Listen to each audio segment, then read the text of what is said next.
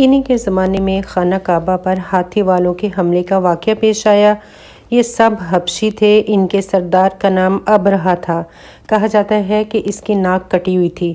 جو یمن پر قابض اور حکمران تھا، وہ خانہ کعبہ ڈھانے کے لیے 60,000 کا لشکر جرار لے کر آیا، لیکن جب مکے کے مشرق میں مزدلفہ اور منی کے درمیان وادی محصر میں پہنچا اور مکے پر حملہ آور ہونے کے لیے تیار ہو گیا تو اللہ تعالیٰ نے اس کے لشکر پر چڑیوں کا جھنڈ بھیج دیا، جنہوں نے اس پر ٹھیکڑی جیسے پتھر برسا دیے اور وہ کھائے ہوئے بھوس کی طرح ہو گیا۔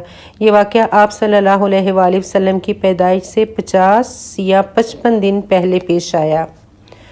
سورہ فیل میں اللہ تعالیٰ فرماتے ہیں أَلَمْ تَرَوْا كَيْفَ فَعَلَ رَبُّكَ بِأَصْحَابِ الْفِیلِ، کیا نہیں دیکھا تم نے کیا معاملہ کیا تمہارے رب نے ہاتھی والوں کے ساتھ؟ أَلَمْ يَجْعَلْ كَيْدَهُمْ فِي تَضْلِیلٍ، کیا نہیں کر دیا ان کے داؤ کو غلط؟